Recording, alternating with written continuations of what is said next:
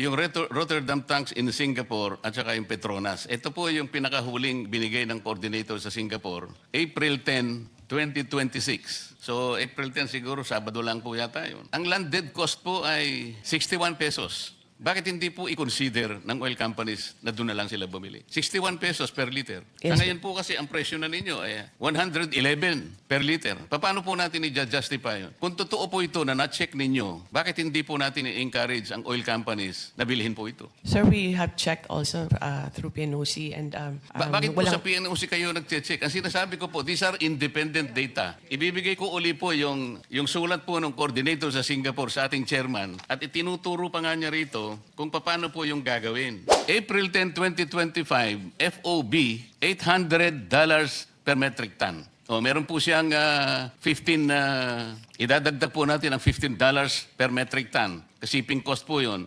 At saka yung maps ng Singapore, 1.71. Makukwenta po ninyo 42 pesos per liter lang. Isama po ninyo lahat ng local cost natin na 19 pesos per liter. Babagsak lang po siyang 61 pesos per liter. O ba't hindi po natin bilhin yun?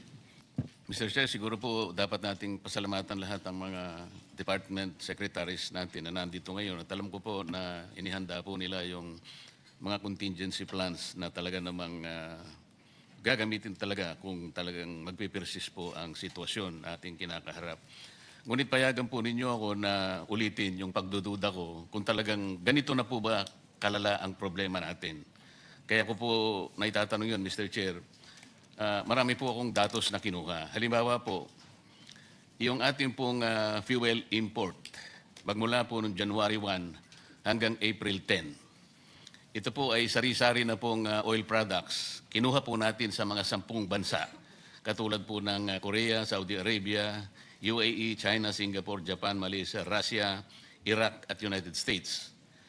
Ang total po as of April 10, Mr. Chair, January 1 to April 10, 6,844,621 barrels.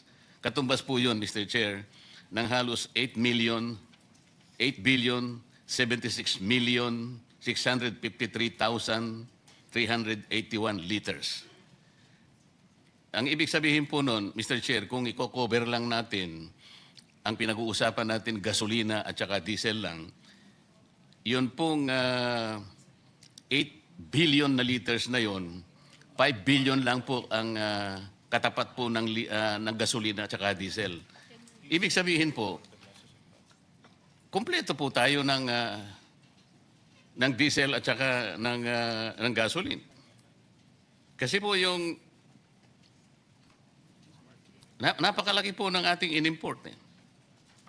8 billion, so ang consumption lamang po natin ng gasoline sa 3 months, halimbawa, ay 2,142 million liters. Sa diesel po, 2.9 billion na liters. So makikita po ninyo, dito po sa in-import natin sa halos 3 buwan, January 1 to April 10, 5.1 billion liters lamang po yan eh.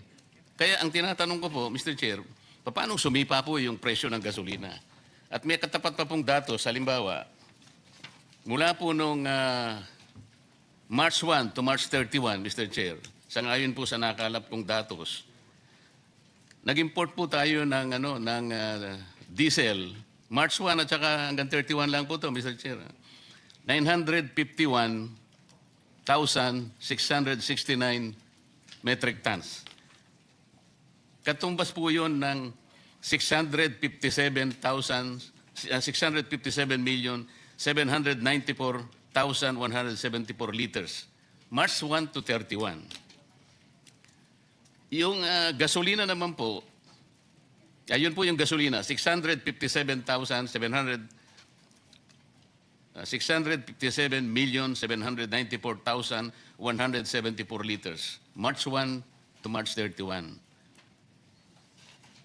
Ang gasolina po, ang diesel naman po ay, yun po, 951,000, katumbas po ng 1.1 billion liters. March 1 to 31. So kung titingnan po natin ang datos, tama po yung sinabi ng Pangulo na meron pa po tayong 50 to 60 days. Pagkatapos pong sumiklab ang digmaan, 2 buwan lamang po, sumipa na po ng mahigit 100%. Iyon po yung nakabitin na dapat pong sagutin ng DOE. Paano po nangyari yun? Tingnan po ninyo yung pre-conflict price. Gasoline, Mr. Chair, 55 pesos. Ngayon po, April 10 na itong kinuha ko, 101.16 per liter or 102% increase. Sa diesel po, pre-conflict 60 pesos. As of April 10, 161 pesos or an increase of 168%. Base po sa datos ng importation, kompleto pa po tayo. Paano nyo po i-reconcile itong mga datos na ito? Kaya po, muli ko po sanang ipaalala, Mr. Chair, nung nakaraan pong hearing, March 25, nagsubmit po ako ng independent data magmula po sa 2 refineries. Iyon pong Petronas tank in Singapore. Ang total landed cost lamang po, Mr. Chair, is 51 pesos per liter. Yun naman pong Rotterdam Refinery po na nasa Singapore din ng mga tangke, kung CIF po, Mr. Chair, 49 pesos per liter.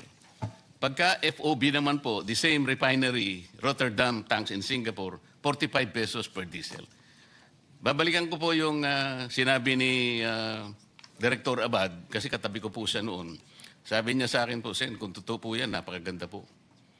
At sabi po nung isang distinguished resource person natin, it is music to their ears. He was referring to the oil companies who were present at the time, Mr. Chair. Tama naman po eh. Bakit hindi po nila tingnan ito? Sa ngayon po, Mr. Chair, these are not only the low-lying fruits. These are the only fruits that we can pick. Kung tama naman po ito eh. It has been about 19 days from the last hearing, Mr. Chair. I'd like to believe that the DOE, even the oil companies, must have checked the validity of this data. Mamaya po, bago ako magpaalam, ibibigay ko uli po yung estimate na binabanggit po ng aking contact sa Singapore na ang landed cost po ay 61 pesos pa rin. Tumaas lang po ng about 10 pesos. Pero 61 pesos pa rin. Mamaya po, iwanan ko po sa inyo, Mr. Chair. Para sa ganon, makapag-engage naman yung oil companies. Kung totoo po ito, ba't hindi po tayo bumili sa Singapore? Sana hindi pa natin pinag-uusapan ang problemang kinakaharap natin. Naawa na nga po ako sa ating mga department secretaries. Baka naman hindi ganun kalaki ang problema. Kasi sa ngayon po, hindi ko po talaga makita yung problema. Ang mga datos po, the numbers will speak for themselves. Pati nga po yung capacity natin, Mr. Chair, yung fuel storage in the Philippines. Kinuha ko po Luzon, Visayas, Mindanao. Yung sa Luzon po, yung sa Subic, SBMA, Philippine Coastal. Hindi ko na po babanggitin yung sino po yung may-ari. Ano po? Ang total po pala ng ating storage, Mr. Chair, tama naman si Secretary,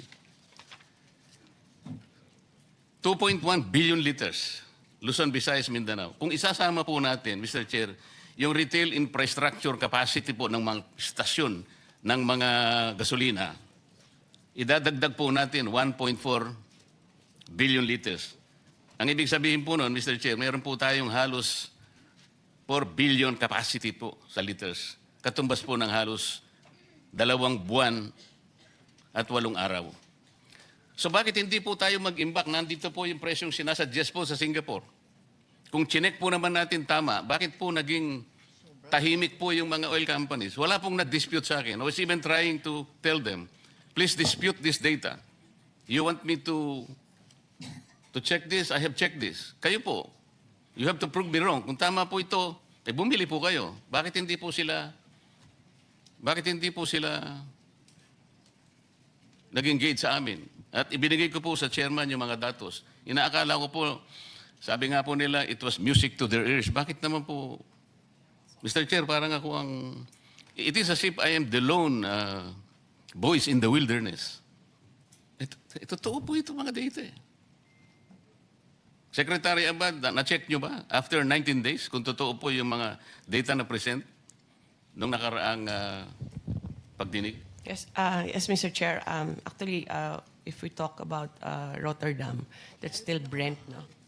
And prices, ang European kasi nakapeg sa Brent prices.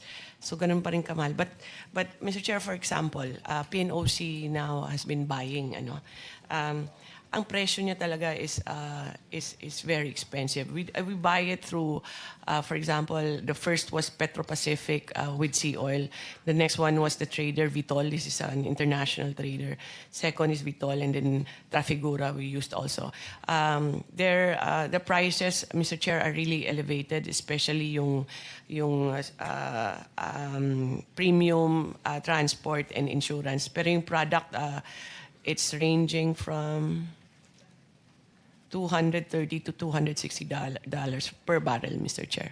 At yun I'm po yung sorry, Madam pinambili. Chair. Ang sinasabi ko po, yung Rotterdam tanks in Singapore at saka yung Petronas, ito po yung pinakahuling binigay ng coordinator sa Singapore, April 10, 2026. So, April 10 siguro, Sabado lang po yata yun. Ang landed cost po ay 61 pesos. Bakit hindi po i-consider ng oil companies na doon na lang sila bumili? 61 pesos per liter. Yes, Ngayon po kasi ang presyo na ninyo ay 111 per liter. Paano po natin i-justify yun? Kung totoo po ito na na-check ninyo, bakit hindi po natin i-encourage ang oil companies na bilhin po ito? Sir, we have checked also through PNOC and Bakit po sa walang- PNOC kayo nag-check? Ang sinasabi ko po, these are independent data. Ibibigay ko uli po yung sulat po ng coordinator sa Singapore sa ating chairman at itinuturo pa nga niya rito kung paano po yung gagawin. Ito po yung kanyang sulat eh.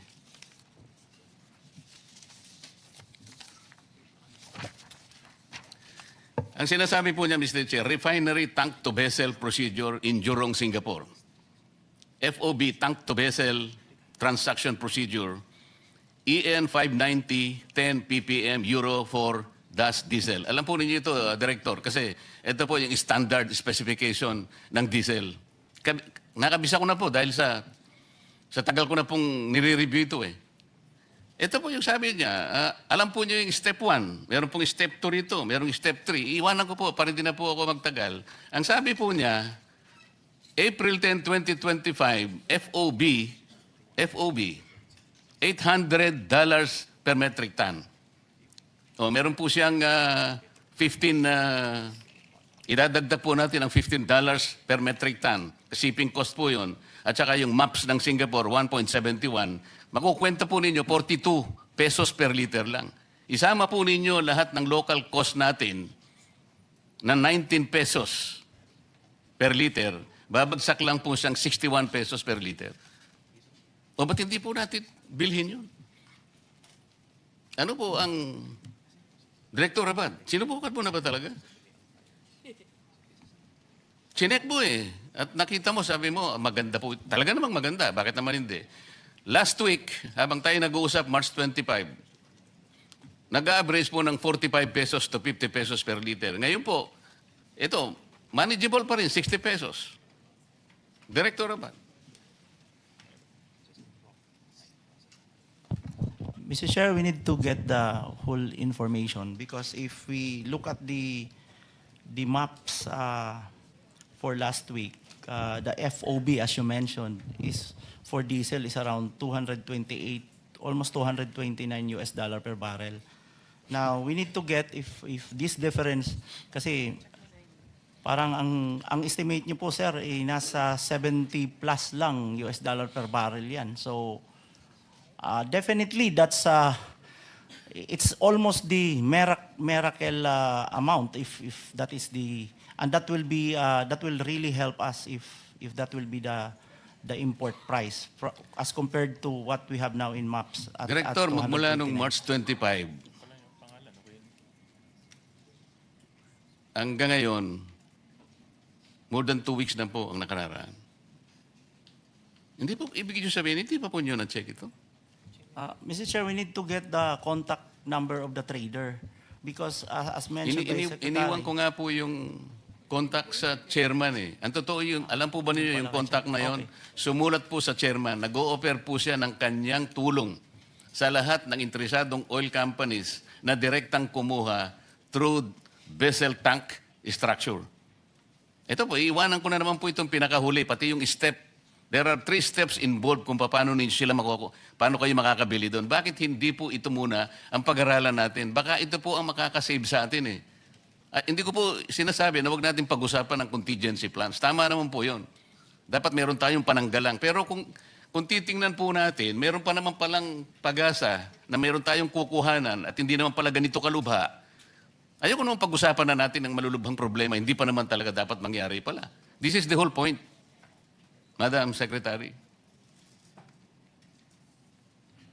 Yes, Mr. Chair. We'll get the Bureau to get the data and talk to the oil companies, Mr. Chair. So, Mr. Chair, for the record, I am again submitting to you the steps provided by the contact in Singapore, including the Step 4 importation cost model to the Chair na ngayon po ay $800 per metric ton.